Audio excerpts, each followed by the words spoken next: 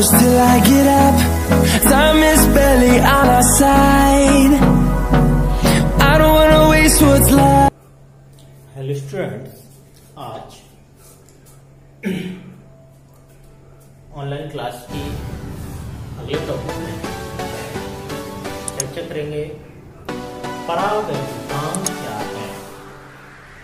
परावैद्युतांक क्या है, या इसके पहले चर्चा करेंगे परावैद्युत पदार्थ क्या है। परावैद्युत पदार्थ, डाइलेक्ट्रिक मैटर, ऐसे पदार्थ जिनमें कुचालकता का गुण पाया जाता है परावैद्युत पदार्थ कहलाते हैं। कैसे पदार्थ जिसमें कुचालकता का गुण पाया जाता है परावैद्युत पदार्थ कहलाते हैं, जैसे कागज, मोम, अभ्रक इत्यादि। यहां पर चर्चा करेंगे परावैद्युतांक क्या है। परा एक कांस्टेंट वैल्यू मानी जाती है 1/4πε0 इंटू के। यहां पर अभी आपने माना था के एक वैल्यू है, के इक्वल टू 1/4πε0 इंटू के, वेयर वहां के एक परावैद्युतांक कहलाता है। वहां पर परावैद्युतांक क्या है, के इक्वल टू होता है ε/ε0,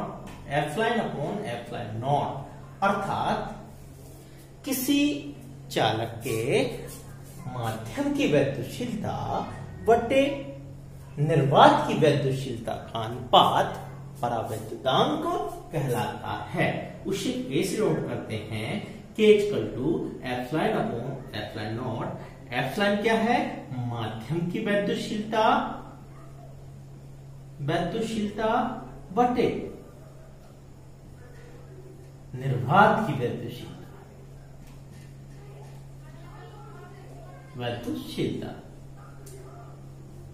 अब परावैद्युतांक को ही आपेक्षिक वैद्युतशीलता कहते हैं। केवल परावैद्युतांक को क्या कहते हैं, आपेक्षिक वैद्युतशीलता। के की वैल्यू अलग अलग जगह पर अलग अलग होती है। निर्वात वायु में 1, निर्वात में 1.0058, जल में 81, कागज में 86 और सभी धातुओं में परावैद्युतांक की वैल्यू अनंत इनफाइनाइट होती है। कितनी होती है, इनफाइनाइट धातु के लिए। वैसे निर्वात अथवा वायु में 1 ही मान ली जाती है, 1, के इक्वल टू 1। अब यहां चर्चा करेंगे वैद्युतशीलता क्या है। वैद्युतशीलता अभी आपको पता है परावैद्युतांक यानी निर्वात माध्यम की वैद्युतशीलता बटे निर्वात की वैद्युतशीलता। यहां पर चर्चा करेंगे वैद्युतशीलता है क्या। वैद्युतशीलता किसी पदार्थ का वह गुण होता है जो उस पदार्थ में वैद्युत क्षेत्र उत्पन्न किए जाने वाले पदार्थ द्वारा प्रदर्शित विरोध की माप बताता है। यानी किसी वैद्युत क्षेत्र में किसी अन्य आवेश को ले जाया जाए तो उसकी विरोध की माप जो बताएगा वह क्या कहलाएगा, वैद्युतशीलता।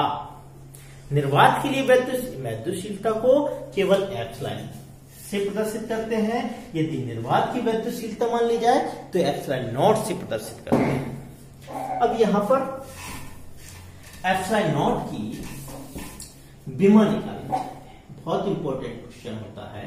ε0 यानी वैद्युतशीलता की विमा तथा मात्रक और मान, 3 चीजें निकालना। यानी निर्वात की वैद्युतशीलता की 3 चीजें निकालना है। क्या क्या, विमा, मात्रक और मान। देखिए विमा कैसे निकाले। अभी के बराबर होता वैसे है 1/4πε0 इंटू के बराबर 1/4πε0। यहाँ पर ε0 की विमा निकालनी होगी तो नहीं। अभी आपने पढ़ा था कि f बराबर 1/4πε0 इंटू Q1 इंटू Q2 बटे R स्क्वायर, वहां से निकालेंगे 1/4πε0 इंटू Q1 इंटू Q2 बटे R स्क्वायर। यहाँ से मात्रक भी निकल के आएगा तो एप्सिलॉन नॉट की विमा जैसे निकालनी है या मात्रक निकालना है तो क्या आ जाएगा, 1/4 कांस्टेंट, क्या हो जाएगा epsilon not F R square बटे Q1 into Q2। तो यहां से मात्रक निकलेगा, क्या हो जाएगा मात्रक, न्यूटन मीटर स्क्वायर प्रति कूलम स्क्वायर। विमा निकालनी हो तो क्या हो जाएगा भाई, उल्टा हो जाएगा, उल्टा हो जाएगा, एप्सिलॉन नॉट इक्वल टू हो जाएगा, क्या हो जाएगा एप्सिलॉन नॉट, एक गुणा करेंगे तो Q1 into Q2 बटे F करना है, Q1 into Q2 बटे F into R स्क्वायर। इसका मात्रक आना चाहिए कूलम स्क्वायर प्रति न्यूटन इंटू मीटर स्क्वायर। मात्रक हो गया। विमा क्या आएगी बच्चे, विमा कूलम स्क्वायर AT का वर्ग यानी A square T square, A की पावर 2 T की पावर 2 अपॉन F की विमा आएगी ml T की पावर -2 इंटू R की विमा आएगी L2। तो टोटल विमा जो निकलेगी m की पावर -1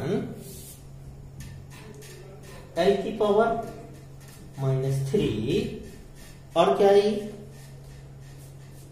L की पावर -3 T की पावर कितना आएगी 4 और A की पावर 2। टोटल विमा आएगी m की पावर -1 L की पावर -3 T की पावर 4 L की पावर 2। अब इसकी वैल्यू निकालना है। वैल्यू कैसे निकालेंगे बच्चा, यानी एप्सिलॉन नॉट की जो वैल्यू होती है वो कितनी होती है, तो अपन ने पढ़ा था K = 1/4 पाई एप्सिलॉन 0। इसकी वैल्यू निकालनी है, इसका मान होता है 9 × 10 की power 9 = 1/4 pi epsilon 0। Epsilon not = क्या हो जाएगा 1/4 पाई इंटू 9 × 10 की पावर 9। तब 1/4 पाई की वैल्यू 3.14 इंटू 9 × 10 की पावर 9 = एप्सिलॉन नॉट का जो वैल्यू आएगी वो 8.85 × 10 की पावर -12 ऊपर जाएगा कूलम स्क्वायर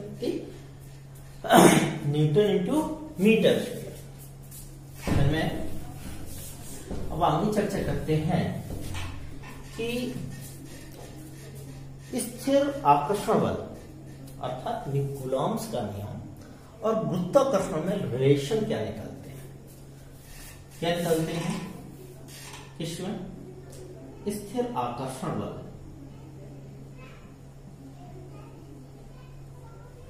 तथा गुरुत्वाकर्षण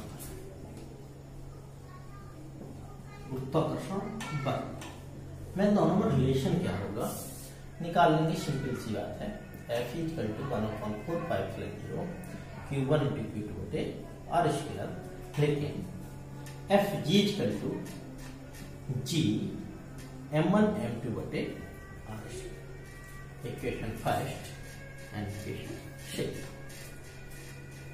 वैल्यू निकाल सकते हैं, द्रव्यमान की वैल्यू रख सकते हैं, आवेश की वैल्यू एक इलेक्ट्रॉन के लिए रख सकते हैं, आवेश कट जाएगा।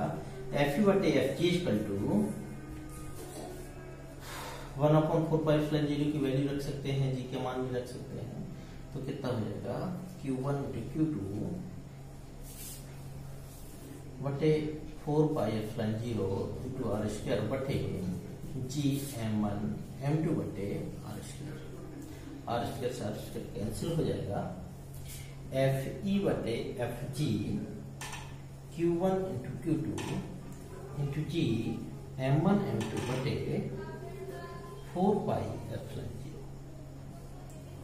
Q1 Q2 की वैल्यू नीचे आएगी, कट जाएंगे, ये वैल्यू यही रहेगी, ये